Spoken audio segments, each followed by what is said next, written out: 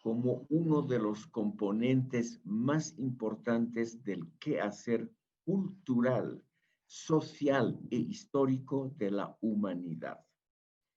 Hasta bien entrado el siglo XX, la religión fue la mayor manifestación de la cultura, también en Bolivia. Recuerdo a ustedes, por ejemplo, que los registros parroquiales eran los que decidían sobre el estado de las personas hasta que se introdujo en 1942 el registro civil. Este pequeño e insignificante detalle quiere mostrar a ustedes simplemente la enorme influencia de la religión como factor social. Vamos a ver en esta sesión cómo tres grandes religiones, el budismo, el islam y el cristianismo, se han enfrentado al fenómeno del pensamiento racional y por lo tanto con la filosofía como un todo. Vamos a dejar de lado otras religiones también importantes porque no son tan interesantes para esta problemática. Por ejemplo, el confucianismo y el taoísmo de la China son en el fondo doctrinas de ética que se parecen en algo al budismo y que podemos subsumirlas, como se dice en términos marxistas, bajo el tratamiento del budismo. Lo más interesante probablemente va a ser para ustedes el análisis del Islam enfrentado al pensamiento racional y del cristianismo.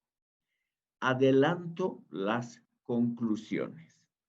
El budismo representa la carencia de una respuesta clara porque anula en el fondo la posibilidad del pensamiento racional.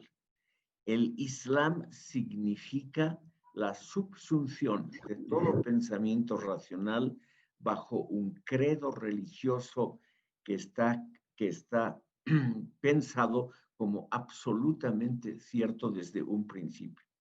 Y el cristianismo, pese a sus inicios algo dogmáticos, significa la concertación entre el pensamiento racional y la fe religiosa.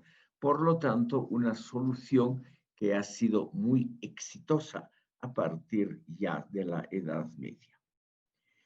Empezaremos brevemente por el budismo. No voy a aburrir a ustedes con detalles dogmáticos de esta religión, sino simplemente con su significación para el mundo religioso.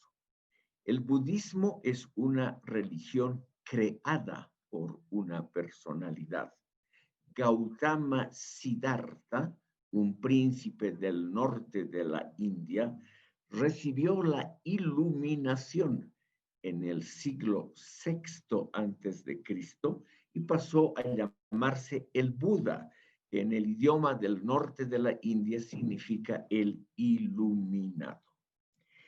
Esta religión budista, estimado público, en su comienzo y sobre todo en lo que podríamos llamar su núcleo filosófico, es extraordinariamente interesante para nosotros, para este estudio de cómo las religiones se enfrentan a la filosofía y viceversa, y ha sido, como tal vez ustedes saben, utilizado por filósofos muy importantes del siglo XIX como Schopenhauer y Nietzsche. Para entender el núcleo filosófico del budismo, lo mejor, como en todos estos casos, es dirigirse a la vivencia existencial del fundador de la religión.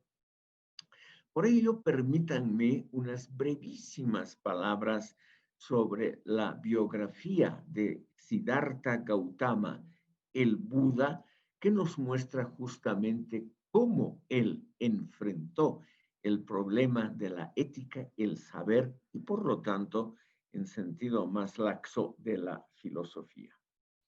Como les decía, era un príncipe de un pequeño reino situado en el norte de la actual India, en la frontera con Nepal, que es una región muy próspera dentro de la India hasta hoy, una región de terrenos muy fértiles y de un régimen pluvial constante y generoso. El príncipe vivió hasta los 29 años bajo la tutela paterna. El padre no quería que el hijo, que era el hijo preferido entre todos, viese algo del mundo exterior porque creía que había que evitar tres cosas al joven príncipe Gautama. Había que evitar que éste experimentase la muerte, la vejez y la enfermedad. O sea, los tres grandes males según la sapiencia colectiva de esa época en el norte de la India. Por lo tanto, el príncipe no salió de su palacio, se casó, tuvo un hijo y ahí él empezó a ver el mundo de otra manera. Todo esto es la experiencia estrictamente personal de Buda. No hay que imaginarse, estimado público, que yo estoy aquí de alguna manera haciendo alguna alusión positiva o negativa a la institución del matrimonio. Pero cuando nació su hijo, Gautama exclamó: otra cadena que me sujeta al mundo. Cadena significa un vínculo y claramente un vínculo vigoroso y fuerte.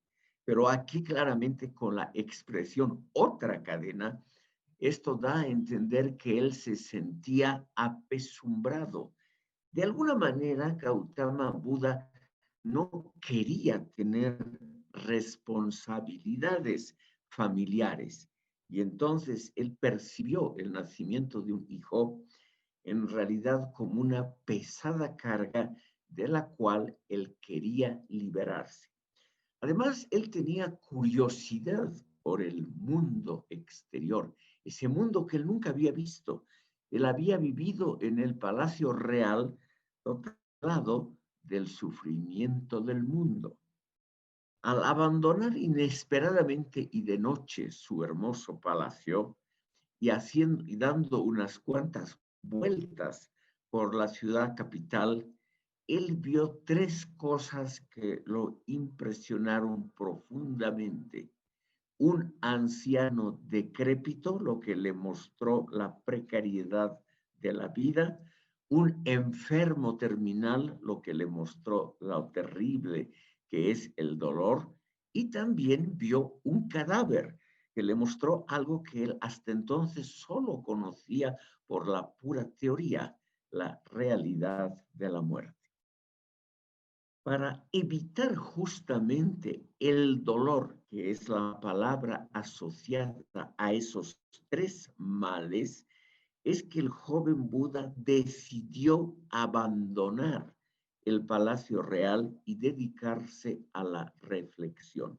Como muchos jóvenes de su clase social, como mucha gente en la India que abandona las comodidades del hogar y de la clase social para dedicarse a la reflexión y muchas veces simultáneamente ayudar al prójimo desprotegido, que es la inmensa mayoría de la población.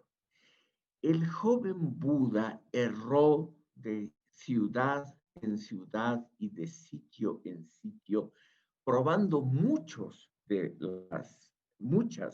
las sectas religiosas y de los grupos de automeditación y autoenseñanza que siempre, hasta el día de hoy, han abundado en la India. Y él no encontró una solución clara. Por lo tanto, él rechazó la religión general de la India, que era el hinduismo, religión que hasta ahora es muy fuerte, porque él notó, por ejemplo, que las prácticas ascéticas y vegetarianas de esta religión no llevan necesariamente a evitar el dolor y a alejarse justamente de la decrepitud, de la enfermedad y de la muerte. Estando bajo uno de los grandes árboles de la India, él fue iluminado. Y entonces él comprendió el núcleo de su doctrina. Y ese núcleo es estrictamente religioso y comprende, abarca una respuesta a la pregunta que hemos hecho.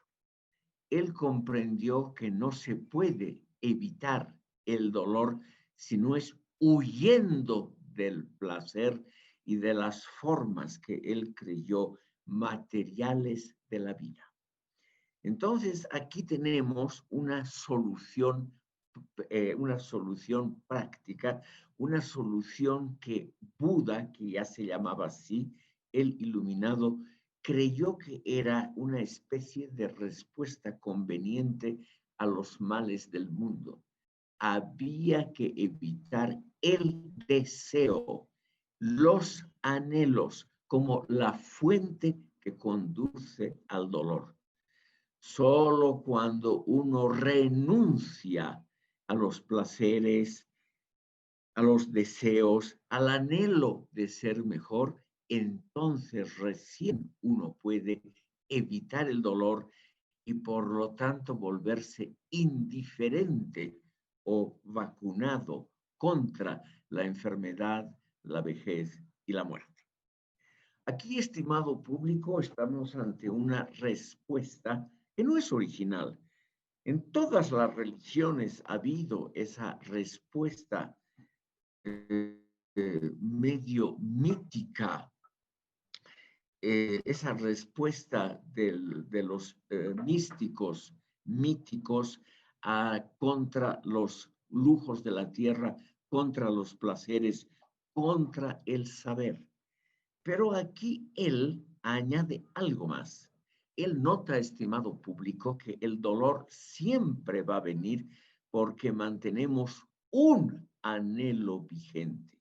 Y ese anhelo vigente es el yo, es el egocentrismo de la persona, lo que indefectiblemente nos lleva a los anhelos, al deseo, y por lo tanto, al efecto claro de lo que es el deseo hecho realidad, que es el dolor como consecuencia indefectible. En esta situación, estimado público, es que aparece la doctrina del nirvana. Nirvana es el estado de tranquilidad completa, es el estado en que uno es uno con el mundo, es el estado en que el ser pensante deja de tener pensamientos egocéntricos, es el estado claramente místico en la que el ser humano se hace uno con el universo, con la divinidad, con Dios mismo. ¿Por qué? Porque has renunciado a los anhelos, a los deseos, has renunciado justamente a la individualidad, al yo, porque el yo es el receptáculo del deseo.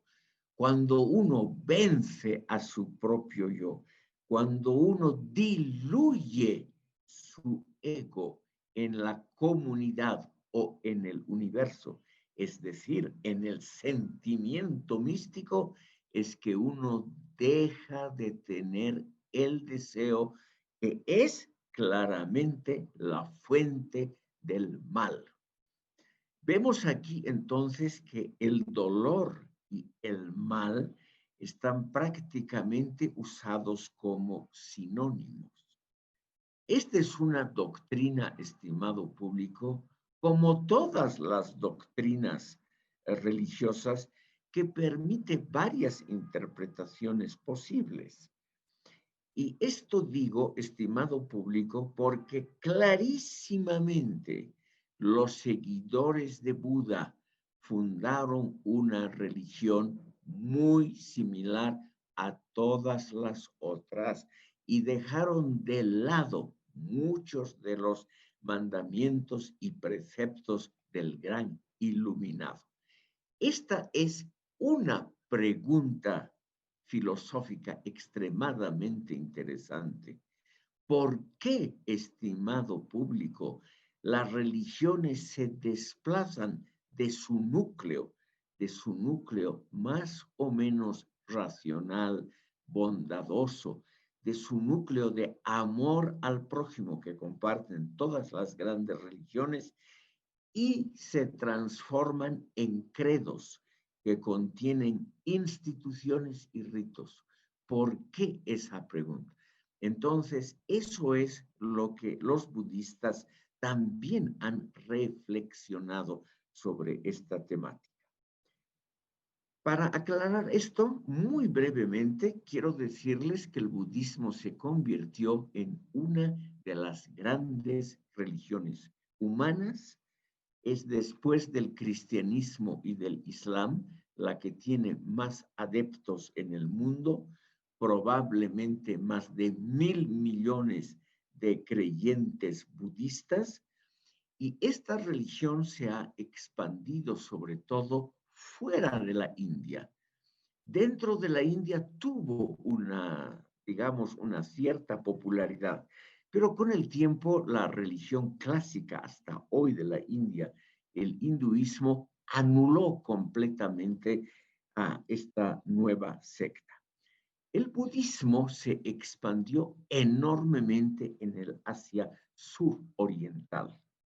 Es ahí, estimado público, donde hoy es la religión dominante en muchos países importantes como Birmania, Tailandia, Laos, Camboya, Vietnam, Bután, Ceilán, y también se expandió al norte de los Pirineos con prácticas diferentes en el Tíbet, China, Mongolia y en el Japón, además de muchos pequeños lugares donde hay todavía hoy comunidades budistas importantes.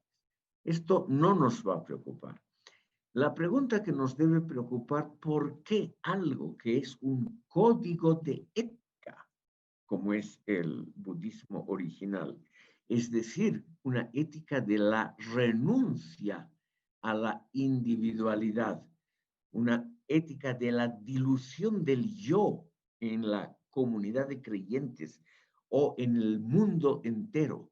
¿Por qué esta religión termina teniendo templos notables, monasterios, cultos y toda una serie de hechos normales que acompañan a todas las religiones del mundo? También el budismo tiene claramente sus libros sagrados, que son las enseñanzas del Buda, naturalmente que no se practican, lo más normal en todas las religiones. Y también, estimado público, el budismo se ha convertido en el culto de Buda. Buda con los siglos ha adoptado la función del Dios supremo. En todos los templos budistas está Buda en oro, el que había renunciado a todos los honores del mundo, el que había predicado la renuncia, hasta la renuncia al saber como acto de arrogancia y de soberbia. Él está transformado en ídolos repartidos por gran parte del Asia y en realidad del mundo, en ídolos de oro, de marfil, de mármol y de piedra. En los países budistas clásicos, como en Tailandia, podemos ver la gigantesca estatua del Buda yacente, un enorme monumento en piedra donde Buda descansa después del esfuerzo que le costó pensar su doctrina.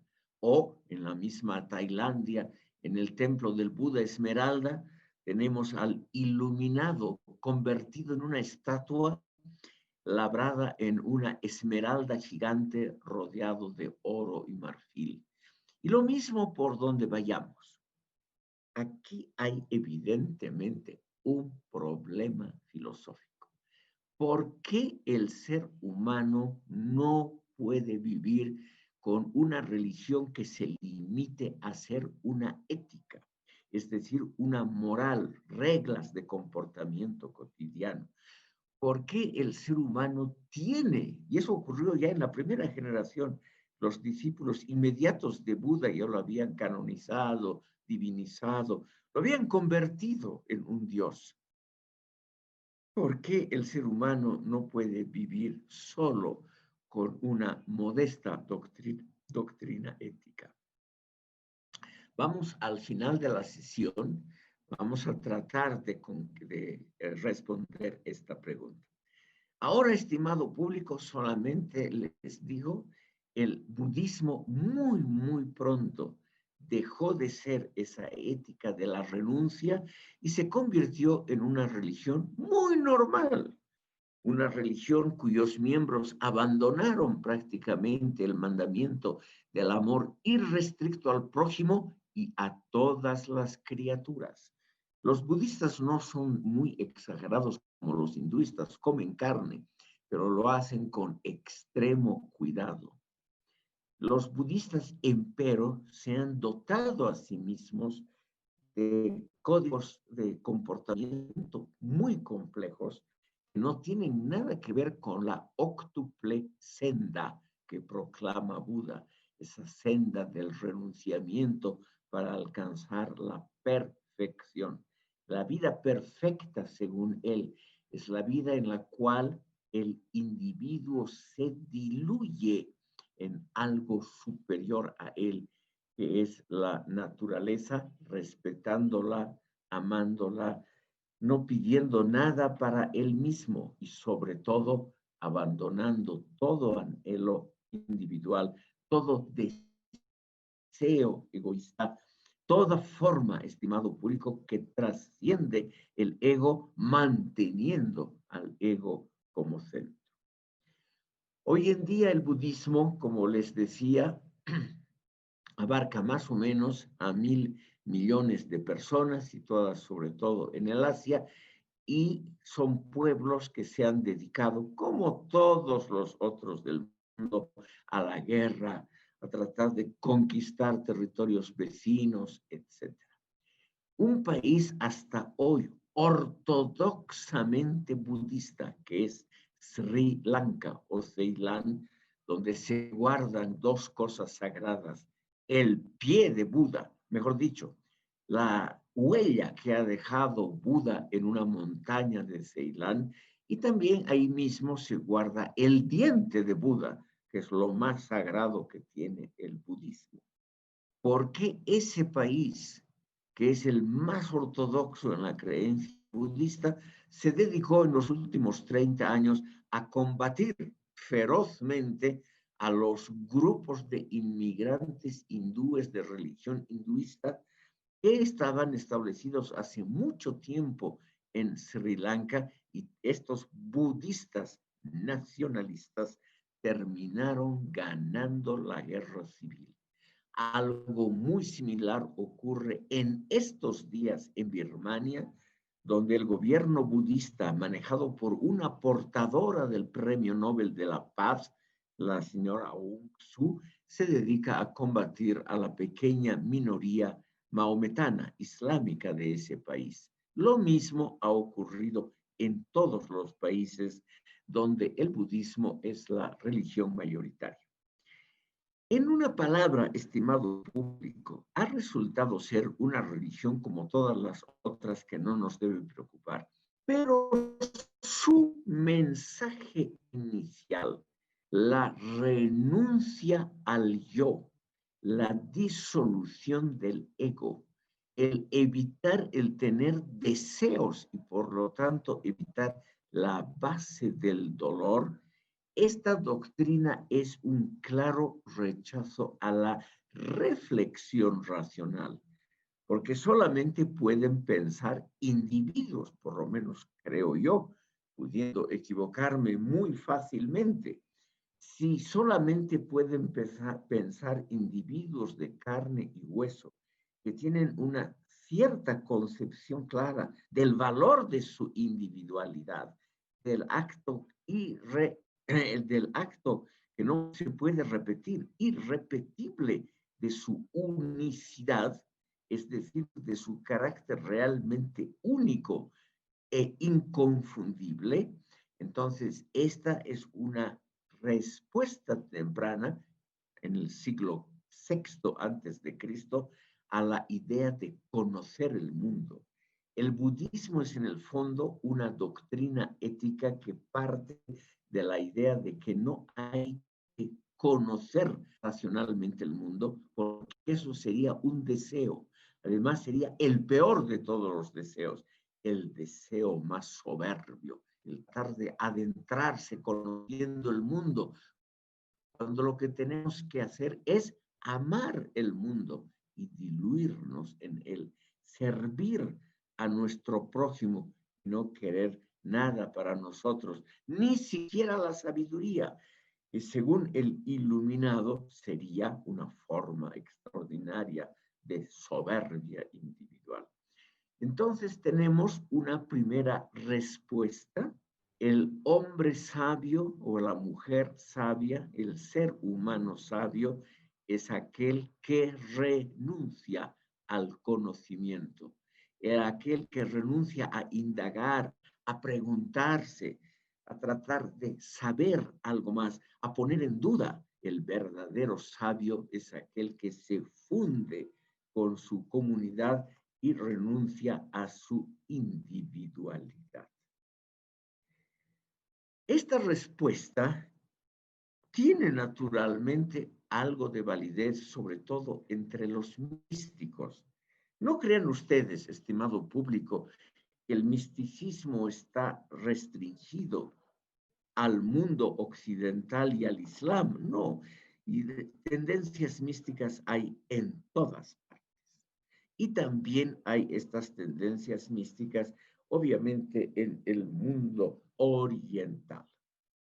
Vamos a ver ahora, estimado público, otra respuesta. Esta mucho más cercana a nosotros en términos temporales y geográficos. Es la respuesta islámica.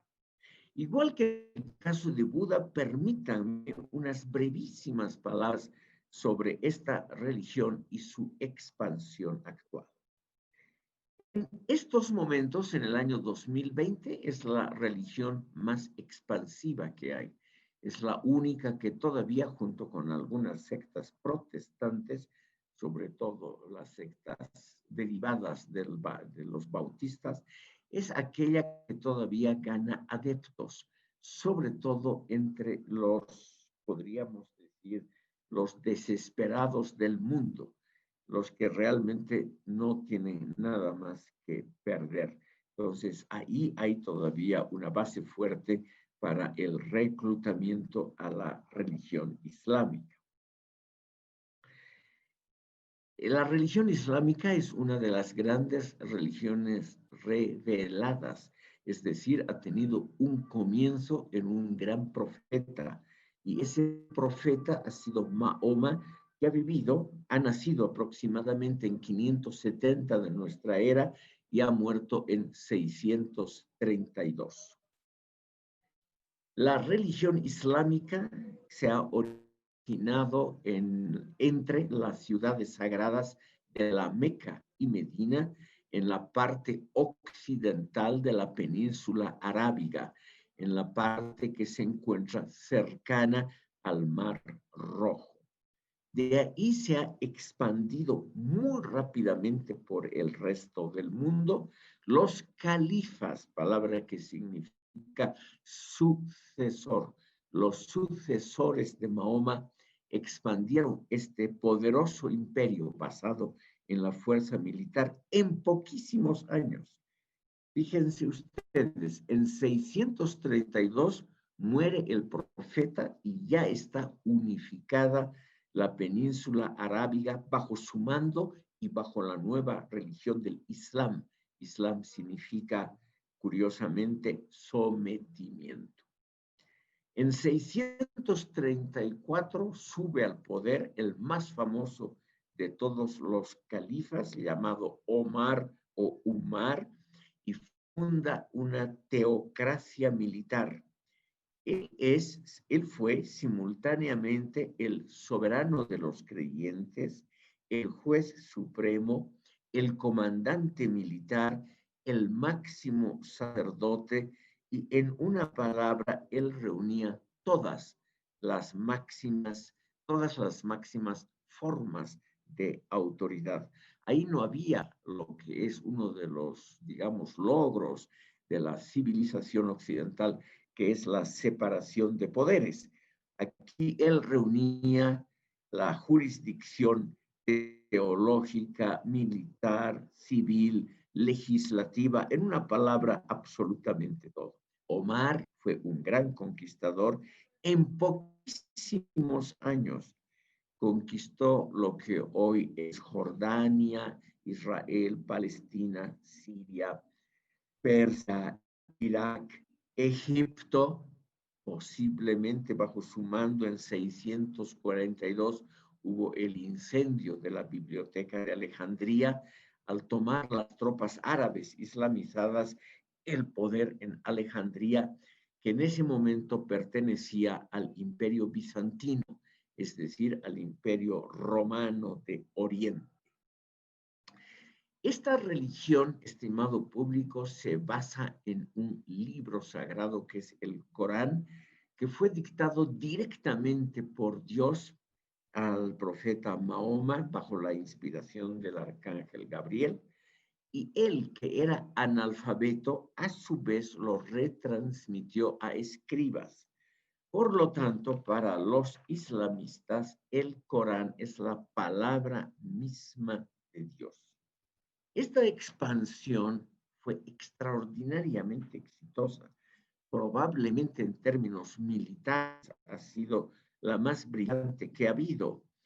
En 711, o sea, pocas décadas después de la muerte del profeta, las tropas árabes ya estaban cruzando el estrecho de Gibraltar y conquistaron casi toda España, con la excepción de la región de Asturias. Ese mismo año 711 cruzaban el río Indus y penetraban en la India, y muy poco después en el Asia Central. Solamente quiero mencionar una palabra sobre la institucionalidad política del Islam, porque esto nos va a presentar muchas preguntas de orden filosófico. Lo que no ordenó claramente el profeta antes de morir es la sucesión de los gobernantes y la instauración de una esfera política clara. O sea, el Islam no se interesó por lo que hoy llamamos institucionalidad. Los los califas ganaron su puesto generalmente por la espada. Los primeros 4 califas, Abu Bakr, Omar, Othman y Ali, son los llamados los justos. Son los venerados por todas las corrientes del Islam como los 4 realmente designados de alguna manera por la gracia divina. Pero de estos 4, 3 murieron asesinados, lo cual nos da ya una pauta de la falta de institucionalidad en el mundo musulmán. Todas las corrientes islámicas, estimado público, han tratado de crear una concordancia entre el saber temporal y las enseñanzas del Corán. Y aquí ha habido un periodo muy fructífero para la filosofía, que son los primeros siglos, o sea, del 700 más o menos al año 1000, cuando se fundan muchas escuelas de traductores, algunas de ellas muy famosas, como las de Toledo, Damasco, Bagdad, otras en Persia. y al mismo tiempo se trata de recapitular el saber que antecedía al Islam. Los grandes traductores al árabe han tratado de recuperar, por ejemplo, la filosofía y los saberes especializados de los griegos, matemáticas, medicina, geometría, botánica, etcétera. Lo han traducido al árabe y de esta manera una parte del pensamiento griego, vía las escuelas de traductores en Toledo, Sevilla y en Córdoba, llegó también al occidente católico. De todas maneras, desde un comienzo, podemos hablar de una filosofía islámica. Me voy a permitir, como este es un curso introductorio y trata de mostrar problemas generales de la filosofía, me voy a permitir en pocos minutos hacer un resumen de esa filosofía islámica para ver cuál es la respuesta del Islam a las grandes preguntas de nuestra disciplina. Para ello, lo mejor es seguir más o menos a los grandes pensadores árabes de la filosofía clásica islámica. Y el primero ha sido, yo creo que ustedes no tienen que anotar nada, no tienen que rememorar ninguno de estos detalles que luego de todas maneras se olvidan, solamente tienen que mantener en su cerebro la línea general. De ninguna manera tienen ustedes que apreciar los detalles que realmente uno olvida y que además uno puede consultarlos en Wikipedia o en cualquier fuente actual. De todas maneras, voy a mencionar algunos nombres de los grandes filósofos islámicos, cosa que no ha habido en la cultura budista. La cultura budista no ha tenido ningún filósofo de importancia después del iluminado.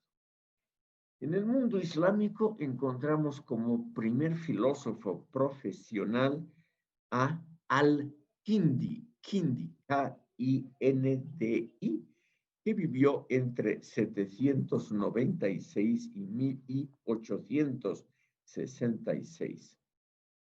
Él trató de combinar la filosofía griega con el saber islámico. Es muy interesante su proyecto porque él tenía un saber enciclopédico, era un hombre muy sabio y él era, como dicen las crónicas, una biblioteca viviente. Tuvo un enorme interés por las ciencias naturales, por la astronomía, las matemáticas y sobre todo por la medicina. Fue un médico importante, fue el médico de los grandes califas. Al-Kindi, estimado público, vivió sobre todo en Bagdad. Bagdad es hoy la capital de Irak, de la antigua Mesopotamia en la época clásica, y ahí se había trasladado, después de algunas pequeñas guerras civiles, típico del mundo islámico, se había trasladado la capital del califato en el año 750. Al-Kindi, estimado público, trató claramente de combinar la lógica aristotélica, lo que él llama la dialéctica, el arte de razonar e inferir, con los elementos básicos del credo islámico. Y estableció la idea que van a seguir todos los otros pensadores, todos los otros filósofos islámicos.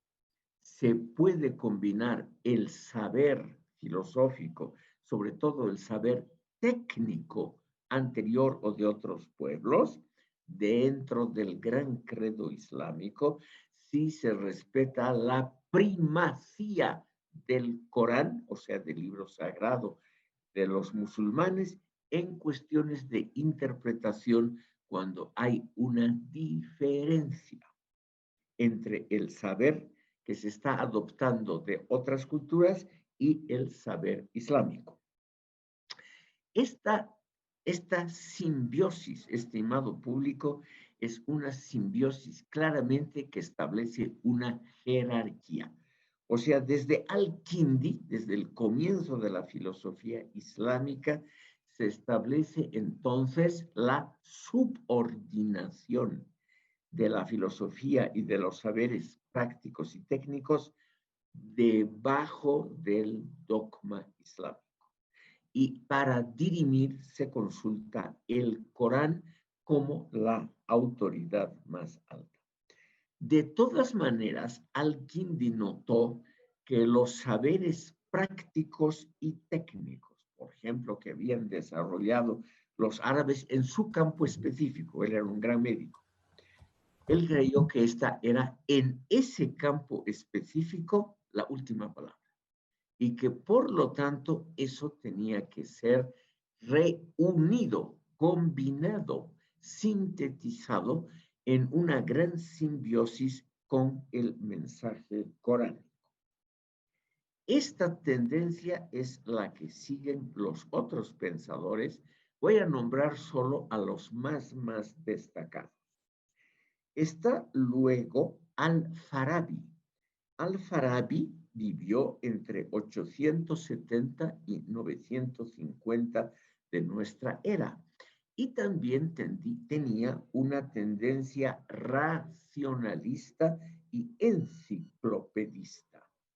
Al-Farabi es aquel que realmente vuelve a estudiar todo el conocimiento griego, el conocimiento, por ejemplo, en botánica, en zoología, en medicina, en psicología, etcétera, y él construye, igual que los grandes filósofos católicos posteriores, una suma, o sea, una catedral del conocimiento, donde él hace concordar estos saberes, sobre todo los técnicos y los prácticos, con el mensaje coránico. Perdón, creo que alguien quiere decir algo, yo con todo gusto cedo la palabra. Si no, seguiremos. Al-Farabi tuvo una idea muy interesante, estimado público. Él creyó que había una especie de inteligencia colectiva que se iba construyendo a lo largo de los siglos. Una inteligencia donde se sedimentaba todo el saber y el entender. Y ese saber, naturalmente, concluía con una cúspide, es decir, con un elemento que aglutinaba y armonizaba. Y ese elemento era naturalmente el Corán. Pero de todas maneras, había que respetar el saber práctico y el saber técnico. Y había que aprender de los griegos y de los otros pueblos que habían sido incluidos por la fuerza de las armas en el gran imperio islámico. Al-Farabi es también famoso, estimado público, porque él con el saber lógico tomado de Aristóteles y con citas del Corán, demostró la imposibilidad lógica de la Santísima Trinidad de los cristianos. O sea, no atacó a los cristianos por tener otro credo diferente o por tener los evangelios como otra base, sino él atacó a la Santísima Trinidad desde un punto de vista estrictamente lógico. Como Dios es todopoderoso, es ultra sapiente, es no solamente poderoso, bondadoso y sabio, sino es la suma de todas las virtudes. Esa suma no podía ser dividida en tres personas, como es la Trinidad para los cristianos. Entonces, él creyó que los cristianos estaban equivocados por razones estrictamente lógicas, no por fuentes de otra religión, no por la prédica de Jesucristo, sino sola y exclusivamente por un problema lógico. Y él creyó al Farabi que entonces todas las religiones pueden unirse en un solo crédito, cuya manifestación más importante sería naturalmente el Corán. Él tomó de Aristóteles la jerarquía de los saberes y él dijo también que la filosofía, la lógica y la geometría son la suma del saber teórico y que ese saber teórico es el más alto. Y él dijo, los otros saberes están más abajo en esa jerarquía. Por ejemplo, la retórica. Él creía que la retórica y la poética de Aristóteles tenían una función secundaria, subalterna. La poética y la retórica serían el saber para las masas y la filosofía sería el saber para los iniciados en la filosofía que no tenían que servirse de imágenes y metáforas. Vamos a ver que esta idea se repite en otros grandes pensadores islámicos. Pasaremos rápidamente a un pensador Ibn Sina, en castellano llamado Avicena, A-P corta I-C-E-N-A,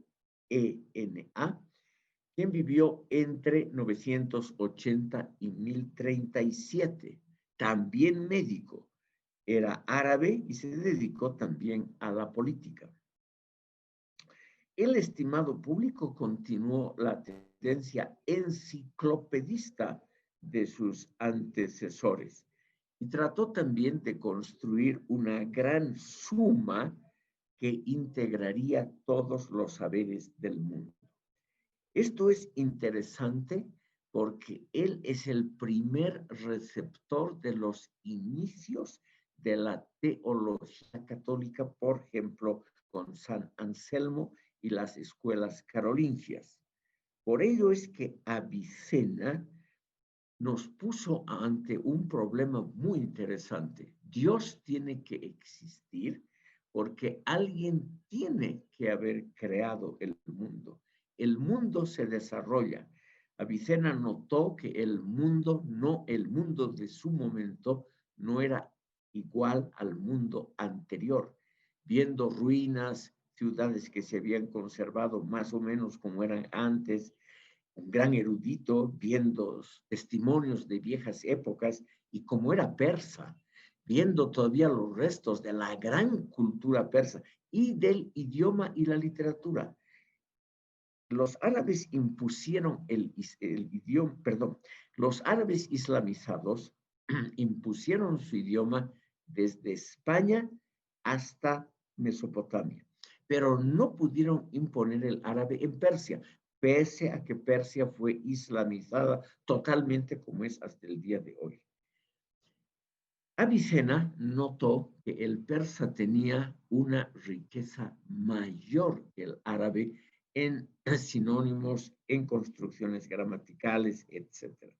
Y entonces él trató de salvar esos saberes parciales, esas habilidades que habían conseguido los pueblos, diciendo que eran antecedentes de la gran cultura islámica.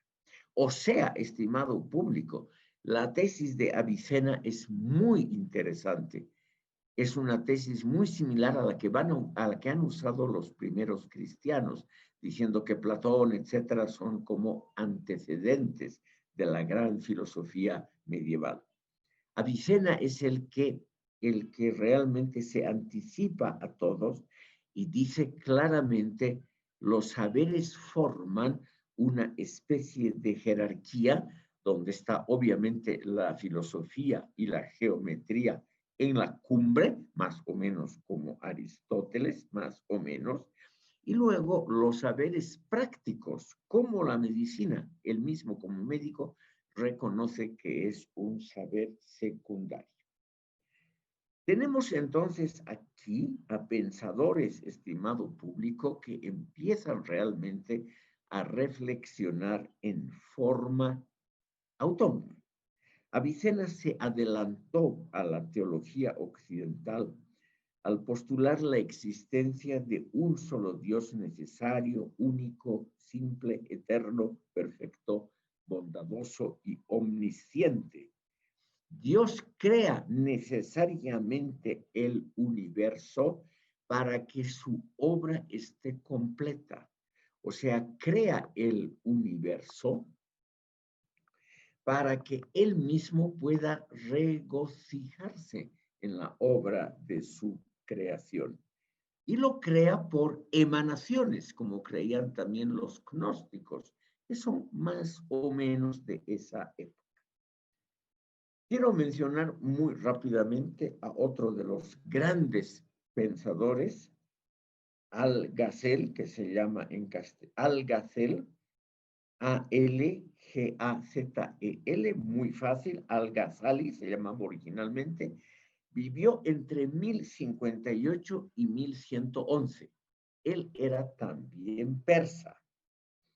Y este Al-Ghazali o Al-Ghazali es importante para nosotros porque él es el autor de la destrucción de los filósofos. La destrucción de los filósofos se llama su obra, donde él empieza una llamada reacción islámica contra la filosofía griega. Aquí lo que tenemos que recordar solamente es que en un cierto punto, que lo podemos fijar en el siglo XI de nuestra era, hay un pensador que se rebela contra esa tendencia que podríamos llamar racionalista de Al-Kindi, de Al-Farabi y de Avicena. Y este Al-Ghazali, estimado público, cree que la filosofía hace mucho daño, que la filosofía tiene que ser combatida. O sea, es el primer pensador dentro del mundo islámico que ya no cree en la combinación del pensamiento griego con el credo musulmán, sino en la idea de que la voluntad de Dios es tan absoluta que no puede ser entendida por procedimientos racionales. Esta es la idea fundamental de Al-Ghazali. Y en el hecho de que no puede ser entendida la teología, por ejemplo, por la mente racional, entonces se puede renunciar a la filosofía, se puede renunciar a ese saber que es prácticamente un saber debatible, un saber discutible. Él dice claramente, mediante la razón no se pueden conocer ni la inmortalidad del alma, ni la esencia de Dios, ni los atributos o cualidades divinas. Todas estas las podemos entender sumergiéndonos en el Corán. Dios, nos dice Al-Ghazali, es arbitrario, porque nosotros, pobres e ignorantes mortales, no podemos comprender la grandeza de Él, no podemos comprender su magnificencia, y por eso es que nos parece arbitrario. Por eso es que hay sufrimiento y dolor en el mundo. Es una pregunta filosófica muy interesante. Al-Ghazali dice, hay dolor y sufrimiento porque nosotros no podemos comprender el fin superior del dolor y del sufrimiento. Dios entonces no es arbitrario en sentido estricto, sino que su poder, su sabiduría son tan grandes que nosotros no estamos en la posibilidad de comprender por qué también el dolor, el sufrimiento, la muerte, la vejez se han introducido en el mundo. Al-Ghazali trató de restar importancia a la filosofía y a los filósofos griegos, mostrando sobre todo las contradicciones entre ellos. Por ello su libro se llama La destrucción de la filosofía. Algazel parte desde un punto de vista, a mi juicio, unilateral y en el fondo equivocado. Él cree que la pluralidad de escuelas griegas, escépticos contra estoicos, estoicos frente a cínicos, cínicos frente a epicúreos, estos de alguna manera enfrentados a sofistas, Aristóteles y Platón como luminarias notables, pero que no encajan, según Algazel, en un todo estrictamente unitario, sería la muestra de que ese saber es claramente contradictorio y por lo tanto extremadamente inferior al pensamiento unitario del Corán, libre de toda contradicción. Él argumenta como si la pluralidad de opiniones fuese un factor de debilitamiento del saber mundano y de la teología. Entonces, su gran tesis, estimado público, es que el saber, cuanto más grande, más unitario, cuanto más alto, menos pluralidad. Como ven, una idea muy usual en todo el mundo islámico hasta hoy, pero una idea que nosotros no podemos aceptar tan fácilmente. Su gran tesis dice, el mundo fue creado y por ello alguna vez terminará.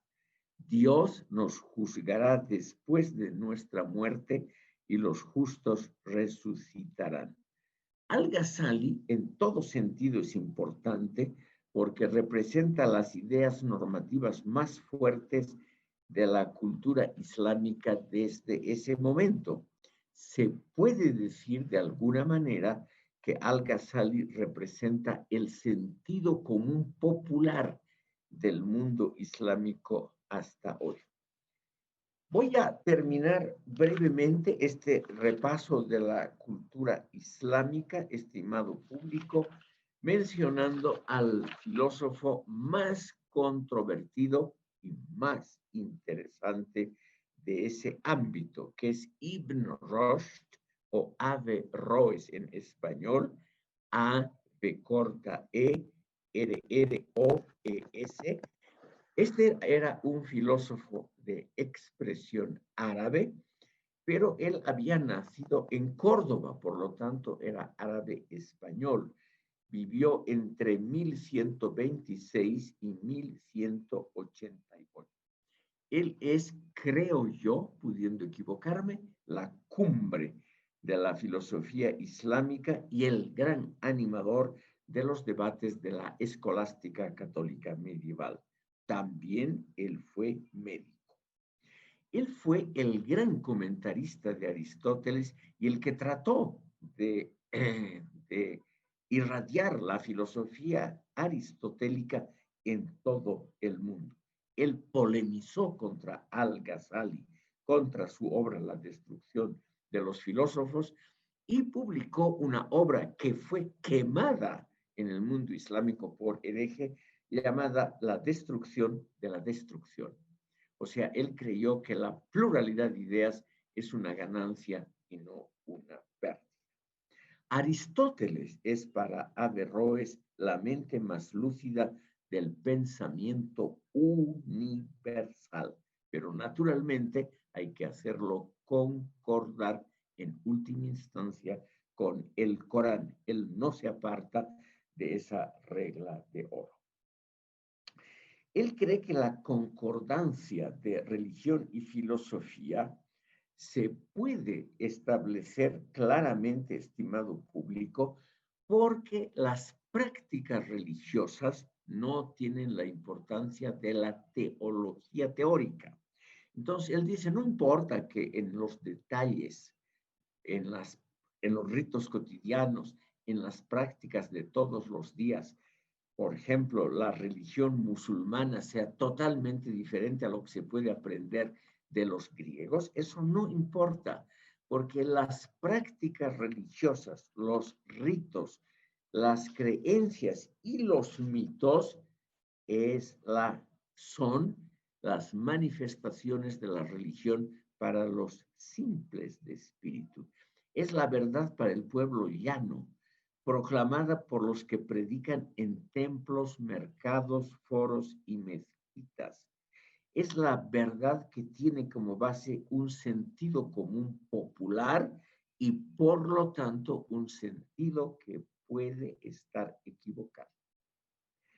Él dice, hay una segunda verdad subiendo en el orden de las verdades, y esa verdad es la verdad de los teólogos, la que está basada en experiencias místicas o en actos inefables que no pueden ser explicitados mediante palabras, razones, etc. Pero estas expresiones de la mística no son del todo concluyentes. Es decir, es una verdad superior a lo que predican los sacerdotes simples, a lo que se predica para las masas. Pero de todas maneras no es la verdad para los verdaderos filósofos.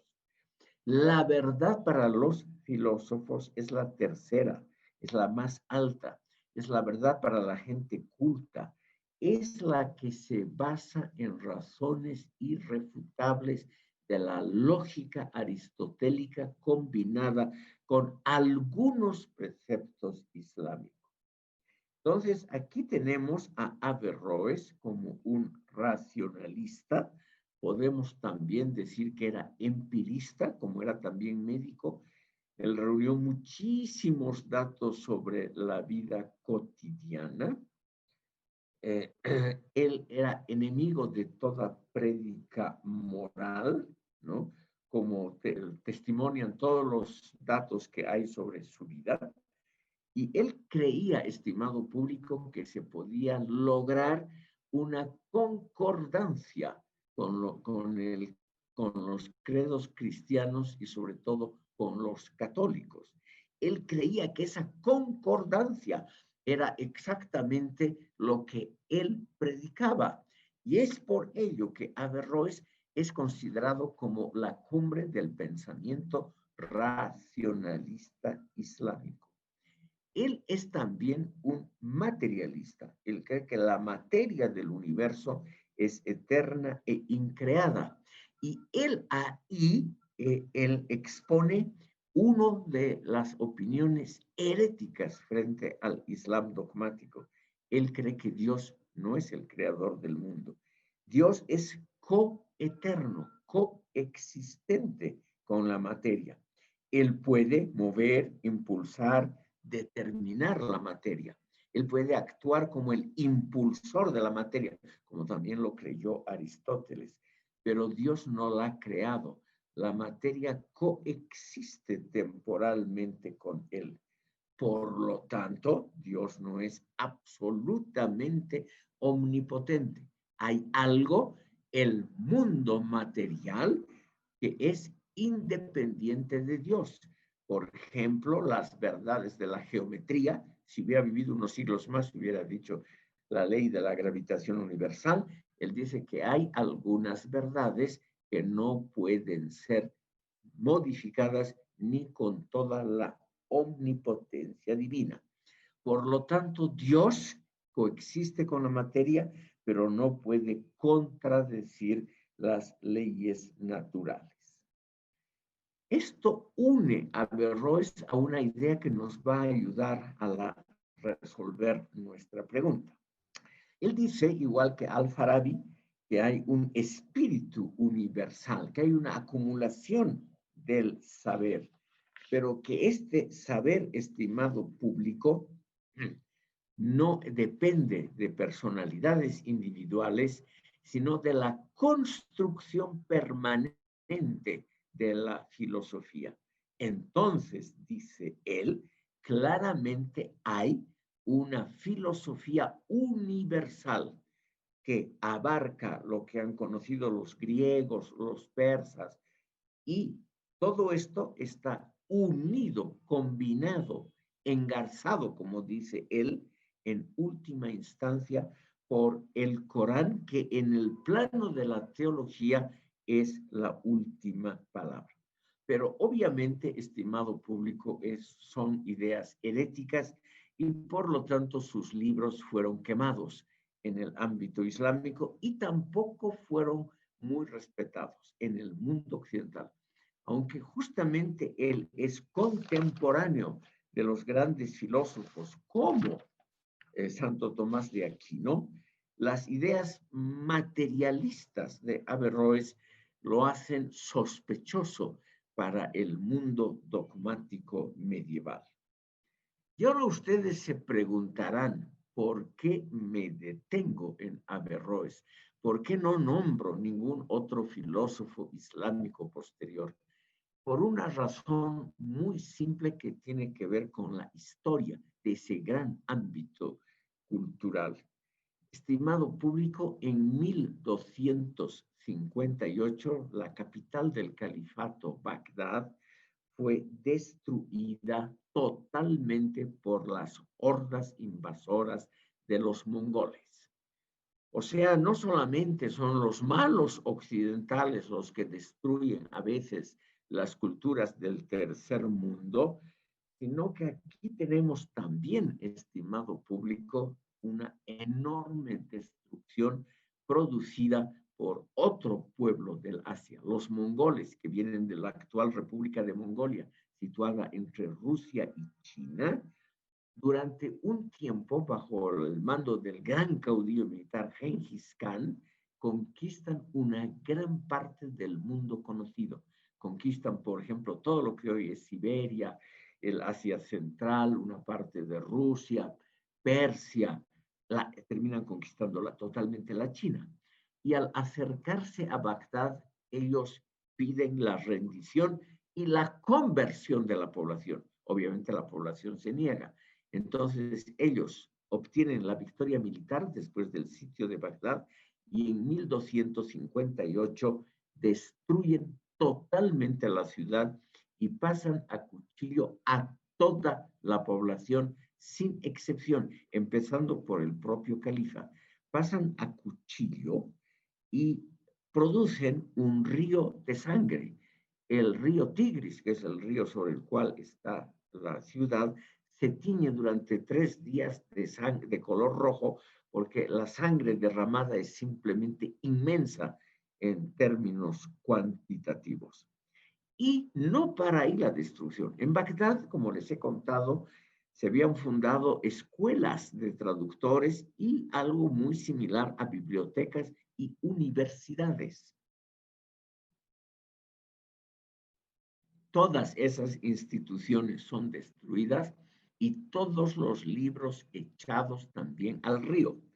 Como los libros antes se escribían con tinta, no había imprenta, entonces el río, el Tigris, después de haberse teñido de rojo, se tiñe de negro, porque realmente todo el saber, una gran parte del saber islámico de su época, termina en el río.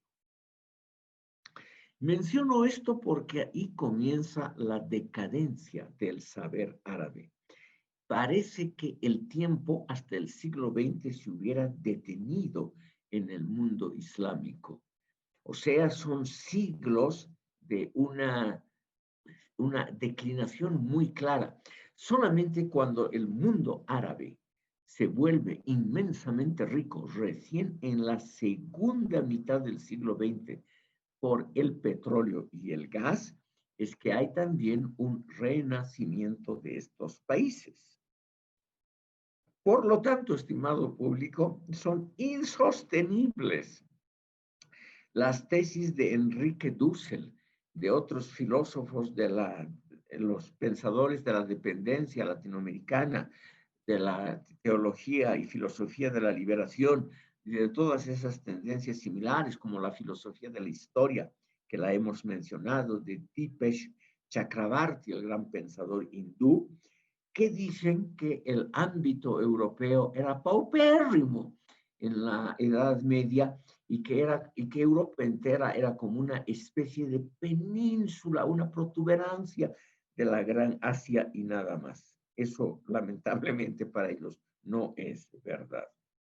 El mundo islámico entra en un periodo de estancamiento cultural que recién en el siglo XX es despejado, y eso produce que la filosofía islámica prácticamente deje de existir por todos estos siglos. Este espíritu islámico, estimado público, entonces se estanca, y al estancarse se convierte en dogmático. Ya era algo así. Ya hemos visto que Averroes lo tuvo muy difícil, pero de todas maneras es a partir del siglo XIII cuando las innovaciones técnicas, etcétera, pasan al mundo occidental. Estas innovaciones ya no se producen en el mundo islámico, y también desaparece todo rasgo de espíritu crítico. O sea, lo que hay claramente en estos 8 siglos que nos separan de 1200 es un estancamiento en el campo del pensamiento con una dogmatización de los contenidos. La religión es petrificada, ya no hay más movimientos cismáticos importantes, todos los movimientos cismáticos son anteriores a este año, por ejemplo, la división entre sunitas y chiitas, o dentro del campo chiita entre drusos, ismaelitas, etcétera. Todo eso es anterior a la destrucción de Bagdad.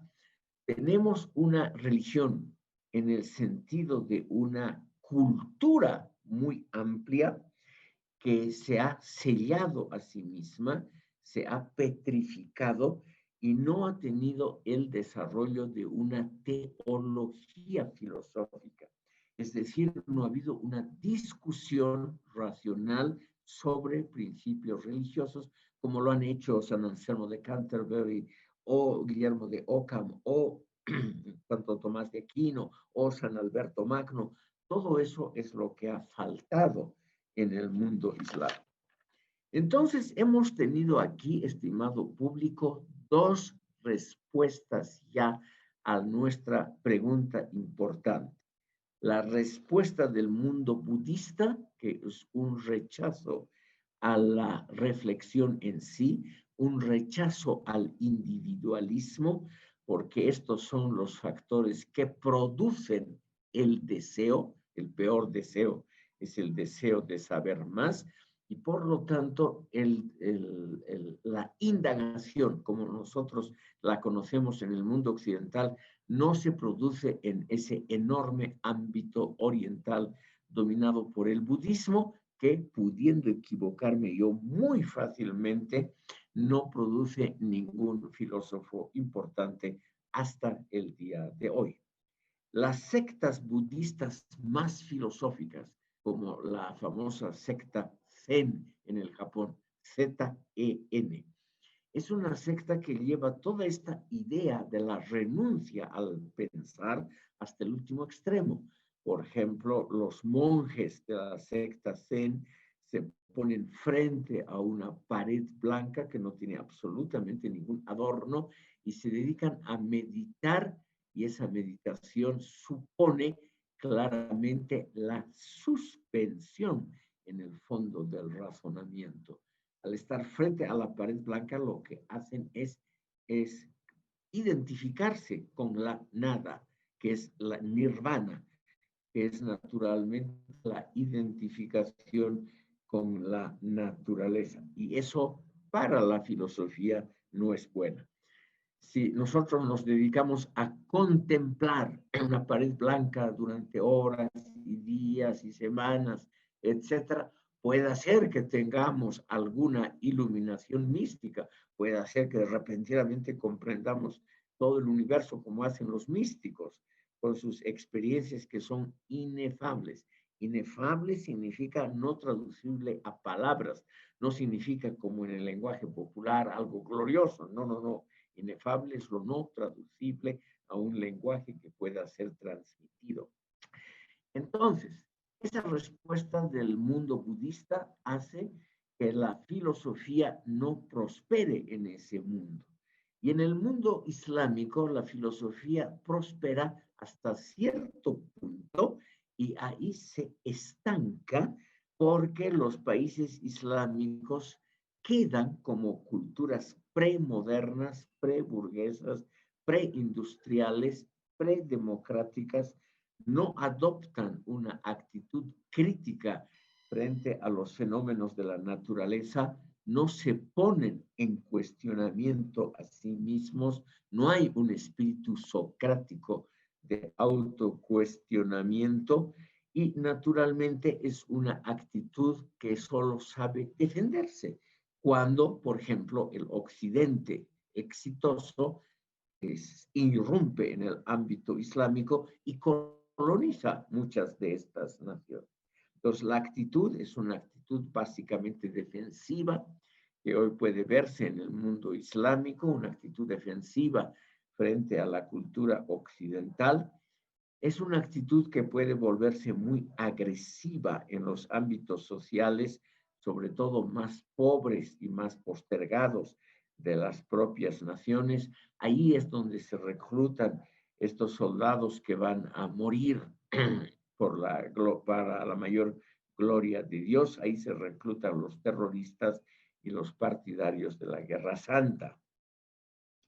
Porque estos pobres, al mismo tiempo, estimado público, están sometidos a la cultura occidental, están sometidos a la televisión que existe hasta la última aldea del pueblo árabe más pobre, el país más pobre, que es el Yemen, en el sudoeste de la península arábiga. De modo que ellos despliegan lo que puede llamarse una envidia morbosa por el desarrollo occidental, pero un rechazo hacia las actividades filosóficas clásicas que son el cuestionamiento, el análisis racional, el investigar otras culturas y el investigarse a uno mismo. Es solamente la cultura occidental la que nos da una respuesta que está más o menos acorde con lo que nosotros hoy conocemos por filosofía.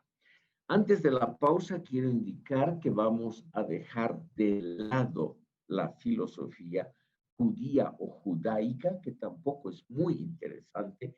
Se parece muchísimo a la islámica que hemos visto, a la islámica clásica, que va desde Al-Kindi hasta Averroes, ese intento de construir una suma, es decir, una concordancia entre el saber temporal y el saber espiritual. La filosofía judía, Maimónides y otros pensadores, creo, pudiendo equivocarme fácilmente, no rebasan más o menos ese límite. Por ello, es mucho más interesante pasar a la respuesta a esas grandes cuestiones que ha dado la filosofía occidental, inspirada también por el cristianismo. A partir de este momento, entonces, hacemos un descanso pedagógico de más o menos 15 minutos a más tardar. Les agradezco por su atención.